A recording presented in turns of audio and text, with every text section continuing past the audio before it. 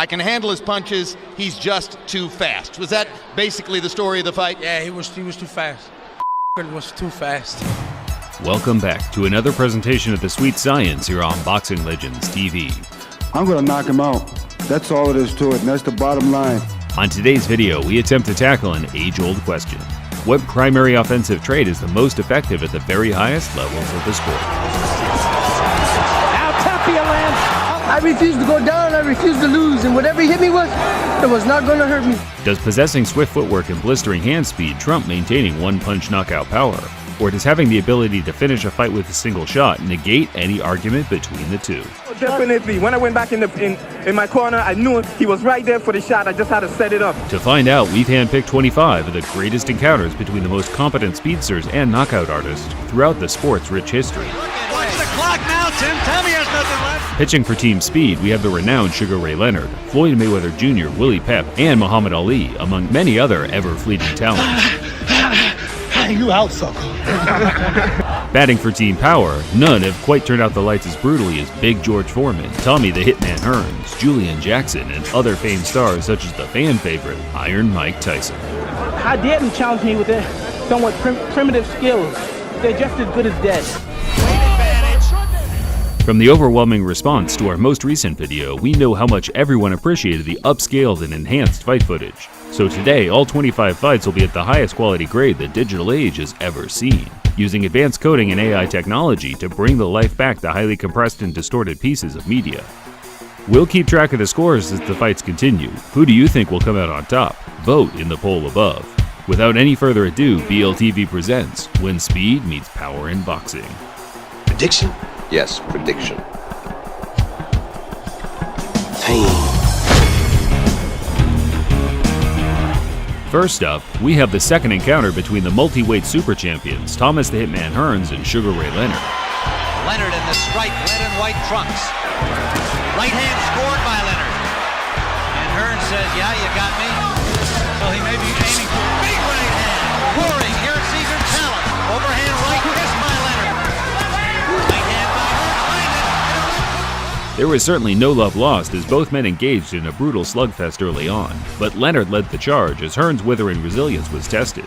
Hearns got a substantial second wind and started landing crushing combinations, which eventually led to the fight's only genuine knockdown in the 12th, with precise punches from Hearns leaving Leonard no option but to kiss the canvas. With a combination from Hearns. Although many fans felt Hearns' late surge was enough to get the decision, the judges felt otherwise and scored the fight a draw. I can't argue with the judges. I'm proud to have a draw instead of a loss of a record. Leonard won the first fight, so the score is currently 2-1 to Team Speed. Britain's own Amir Khan looked to overcome the odds as he moved through the weights to challenge the WBC champion Saul Canelo Alvarez. Hard right hand by Khan. Bigger guy know that they're in there with a real fighter. So far, I think Khan's trainer Virgil Hunter is going to like this first round. Khan's fast hands had all of Canelo's fans, including his family at ringside, terrified as the Brit backed him up with sporadic bursts of lightning combinations. Virgil yells, point, point. He remains good right hand. While the crowd panicked, Canelo remained calm, softening Khan up with the odd power punch just to let him know any mistake would be met by his iron fist. Back. As well as taking away his energy and every ball.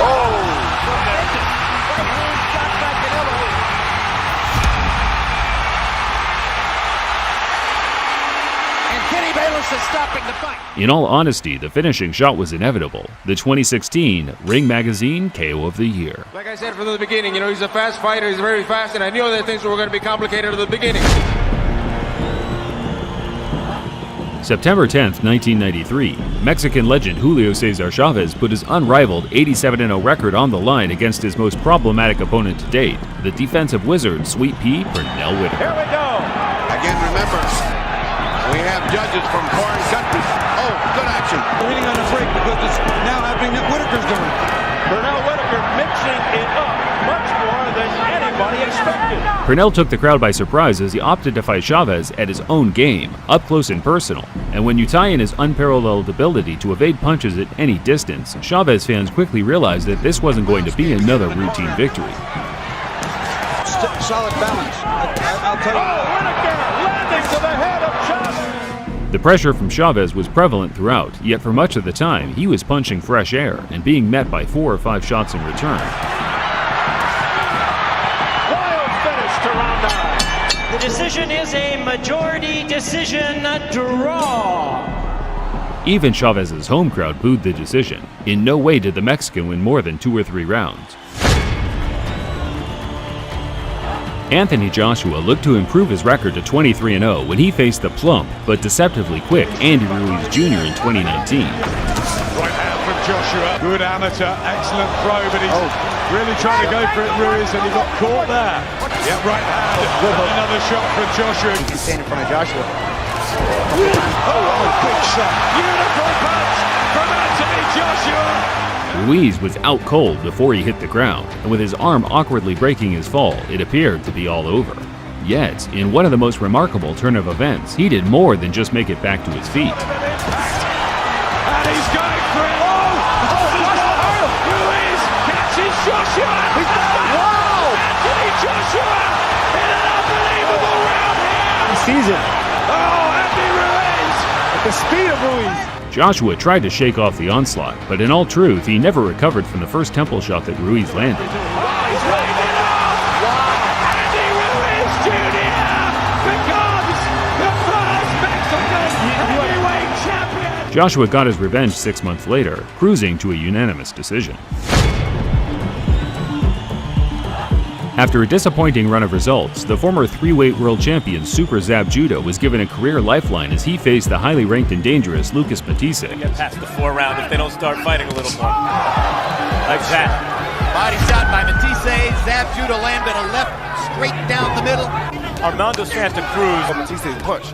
So for Zab wanted to impress his dissolving HBO fan base, and he put on a clinic for 8 to 9 rounds before the young knockout merchant marked his territory.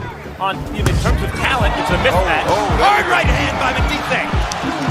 Zab Judah goes down. Matisse finished strong, but Zab's work early on had already secured the victory. I have a lot of respect for him. A lot of respect for his punching power. He came in there with a perfect record, 25 knockouts, and yeah, he's a very strong fighter. He got strong hands, heavy-handed. Long past his best, but that never stopped Muhammad Ali from taking on the most dangerous challenges the boxing world had to offer. In this case, Ernie Shavers, the man who is often cited as the hardest puncher in boxing history.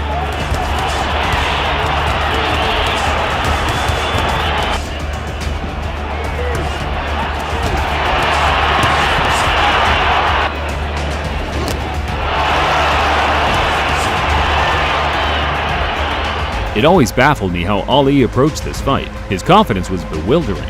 Ali was taunting the crowd between rounds, exaggerating his opponent's damage while simultaneously racking up the large majority of rounds. Shavers did land some heavy shots, but nothing Ali's granite chin hadn't dealt with 1,000 times in the past.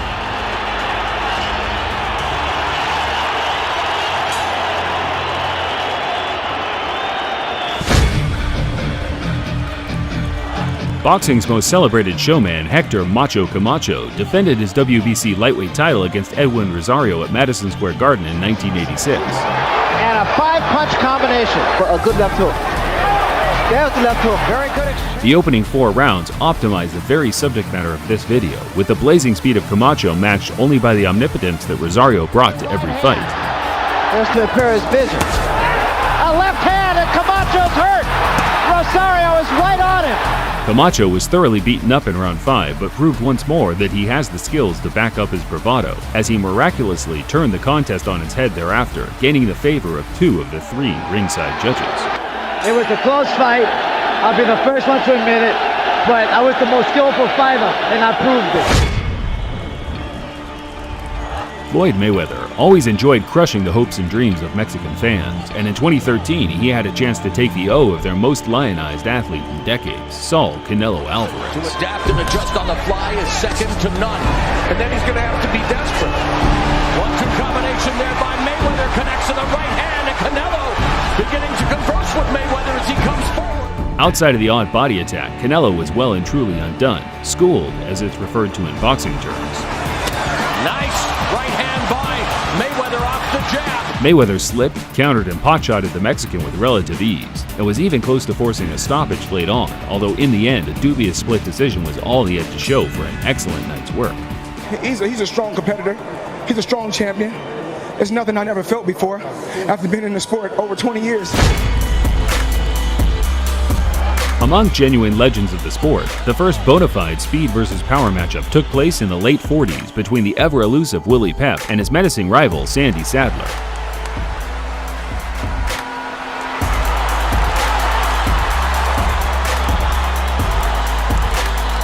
The two fought 4 times from 1948 to 1951, with Pep emerging victorious once and Sadler scoring knockouts in the other 3. All of their battles were legendary street fights, as Sadler ignited a side of Pep that drove him to engage in a slugfest as opposed to his usual box and move approach. Sadler retired with over 100 knockouts to his name, and today is widely considered the hardest punching lower weight fighter in history. One of the great unsung battles of Britain took place in October 1997 as the former long-reigning middleweight champion Chris Eubank took on the hottest ring prospect at 168 pounds, Joe Calzaghe.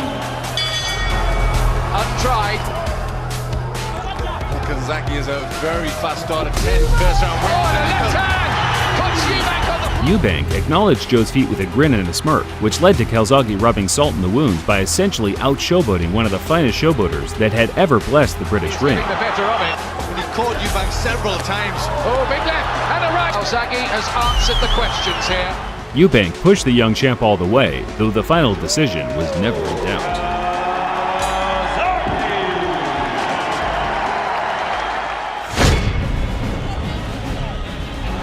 You could cut the tension with a knife as the 2 top heavyweight contenders, Donovan Razor Ruddock and Dynamite Michael Dokes, squared up in April 1990. And the fact that he can put his punches together. Great short left hook. Oh, big left hook by Ruddock that stunned. And again he lands a left hook that rocks Michael Dokes. Dokes had arguably the fastest hands among any heavyweight of his time and used his skills to unsettle Ruddock early on. Ruddock, who possessed the infamous smash punch, remained involved in the action, just biding his time to unleash his true power.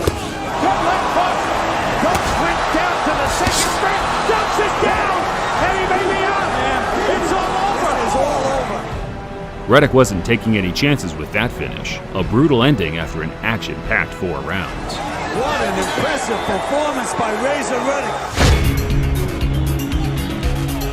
The interminable Alexander Usyk faced the murderous punching but slightly less tested Murat Gassiev in 2018 to unify the cruiserweight division and take home the prestigious Muhammad Ali Trophy as an award for the winning of the World Boxing Super Series. If anything that could be done to deter him, beautiful left hand and then a right uppercut in the opening round.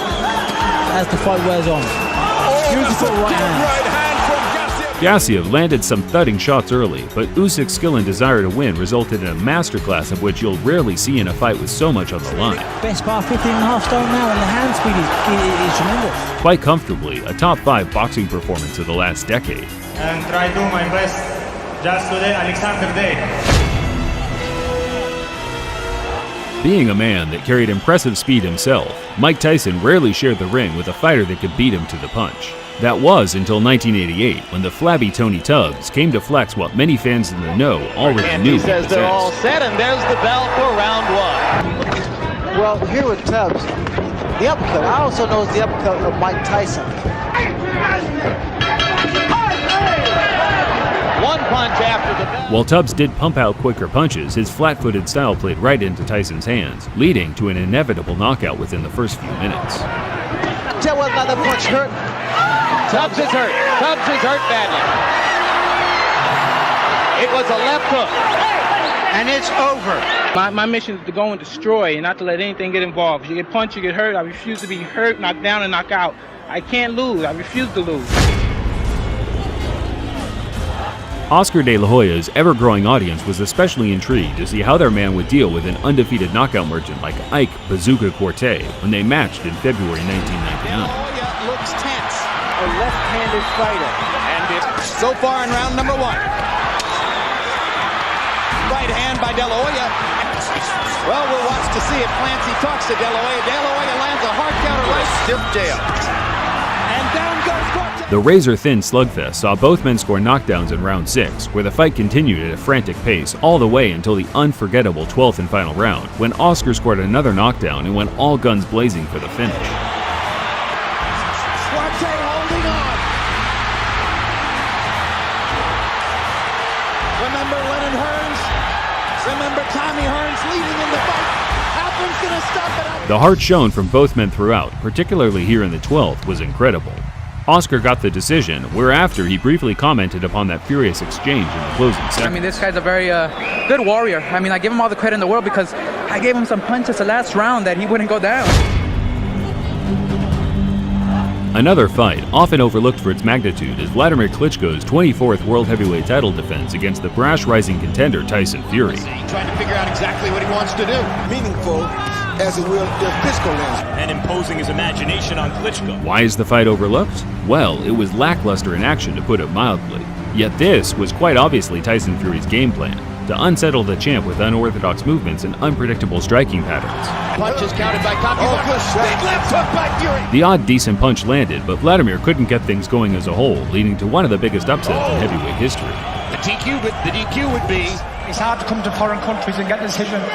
And it just means so much to me tonight to be here and get that decision. While Mike Tyson obliterated everything at heavyweight, a young man named Julian Jackson was putting his opponents away in an even more annihilating manner down at 160 pounds. Only now, it was time for the Virgin Islanders' biggest test in years, the Hall of Fame speed demon, terrible Terry Norris. About doing some work to the body early, but it's been upstairs so far. Brilliant hand speed, Norris.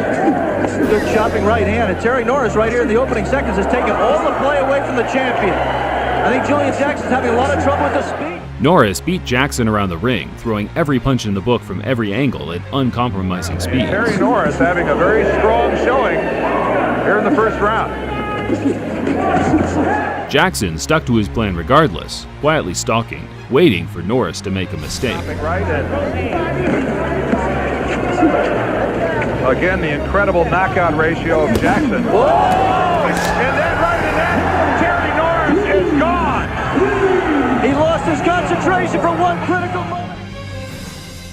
Norris went on to become one of the best pound-for-pound fighters in the world, giving you an idea of how significant Jackson's stopping power really was. Able to catch with that kind of shot? Definitely. When I went back in my corner, I knew he was right there for the shot. I just had to set it up. Due to substance abuse, Johnny Tapia's hiatus from the ring allowed for a fresh face, Danny Romero, to become the standout star in the new Mexican boxing scene. Tapia wants to lure Romero into a war. Scenic energy buzz, between the counter inside as Romero comes at him. Romero trying to block that Tapia. Tapia took Romero's rise personally, goading his man with every clean punch landed, all in an attempt to win the crowd's favor. Remarkably effective in landing power punches, and he digs to the body one more time. Tapia taunting Romero. The fight itself was closely contested, with both guys giving their all for the win. Still, in the end, Tapia's extra bit of energy, eye-catching combos, and desire to become the people's champ once more became the deciding factor, winning the fight by unanimous decision. I refuse to go down, I refuse to lose, and whatever he hit me with, it was not going to hurt me. Muhammad Ali was seen as nothing but a lamb for slaughter when he faced the most intimidating and feared champion of all time, Charles "Sonny" Liston, in February 1964. Cassius Clay on the move as we see. Ali came out moving in the typical eloquent manner fans were familiar with during this time. But just to show that he wasn't there to play cat and mouse, he unleashed a vicious 8-punch combo that visibly shook Liston at the end of round 1. Head and right hand, the best punch of the fight so far. Ali overcame what appeared to be temporary blindness due to an eye-burning solution placed upon Liston's gloves. Regardless of the foul play, a couple of rounds later at the end of the 6th, Liston retired in his corner after sustaining one of the most one-sided beatdowns in heavyweight championship history. He just couldn't handle the speed. I must be the greatest! I shook up the world! I shook up the world! Ali also won the rematch by a first-round knockout 3 months later. Before Oscar De La Hoya could proclaim the unofficial title of the biggest draw in boxing, he needed to overcome the immovable object that was Julio Cesar Chavez. 39 pounds. There's a cut already above the left eye of Julio Cesar Chavez. Chavez at this point now blood from the nose. of Julio Cesar Chavez. An unfortunate cut left Joe Cortez no choice but to stop the fight. Oscar would have likely won regardless, but to the young man's credit, he gave Chavez a rematch 2 years later, where he went on to win a similar one-sided way. The Thunder from Down Under, Costa Tszyu, played his part in one of the most anticipated unification clashes of the early 2000s, squaring off with longtime reigning IBF Junior welterweight champion, Super Zab Judah. One knockouts on his slate, and there's the left uppercut, which was a peach from Judah. Tszyu struggling in the first round, another nice as a right hook that time, Tszyu in trouble once again through. Judah looked the far superior operator for the opening 5 or so minutes, limiting Tszyu to desperate lunges. There in the second round, the right hand from Tszyu was good, and another one! Floors Judah! He's up very quickly, but his eyes are in orbit! It's over! J-Nady stopped it! A desperate lunge it may have been, but everyone could see the effect it had. Everyone except Judah, of course, as the day's champ protested to the ref while stumbling all over the ring.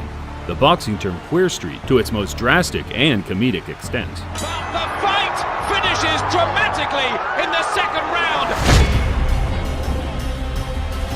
As Floyd Mayweather approached the tail end of his career, he left no stones unturned by challenging Marcos Maidana, who brought an impressive 90% knockout ratio to the ring. At least he uses it. Left hook to the body, and now Maidana continues to go to work on the body and lands the overhead one. Busier, and so landing more punches. Oh, good body shot. Maidana displayed effective aggression early on, forcing Mayweather to the ropes as he unleashed numerous assaults to the body.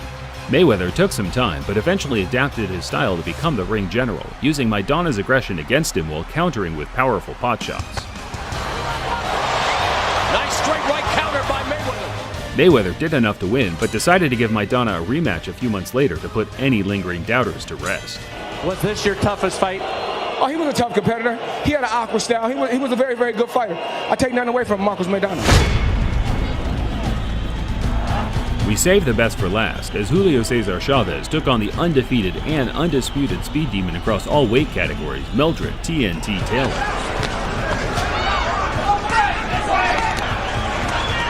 Taylor lands a vicious right hand. Taylor's boxing performance was quite honestly the best I've ever seen in the sport. Top 5 behind us.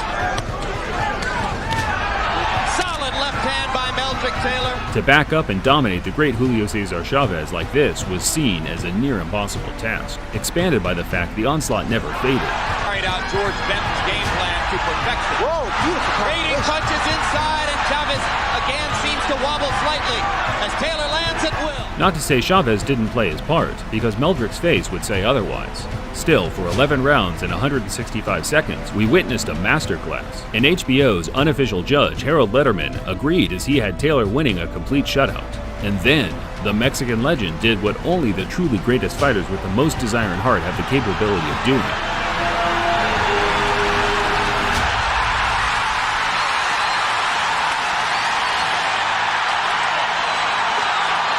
If he gets up, he probably wins the fight. I can't believe it! Unbelievable! With only 4 seconds remaining, referee Richard Steele stopped the fight while Meldrick was on his feet. Was it the wrong decision? I think an argument can be made for both sides. One thing you can't deny is Chavez's legendary last-ditch effort was like something from a fairy tale, albeit one probably not suitable for kids, but you get my drift. Rocky Balboa, eat your heart out.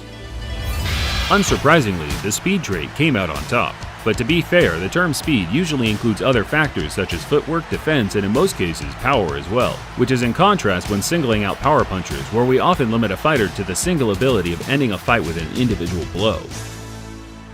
Either way, I had fun putting this together, and I don't think the subject matter of today's video truly matters when 20 or so fights here were among the very best in the sports archive. The thing was basically a trip down memory lane for hardcores of the sport, and an insight into the rich history for casual viewers. I hope you guys enjoyed the video, and particularly the enhanced footage, as the time it took to complete all the editing was no small task. Until next time, this is BLTV Extra, signing off.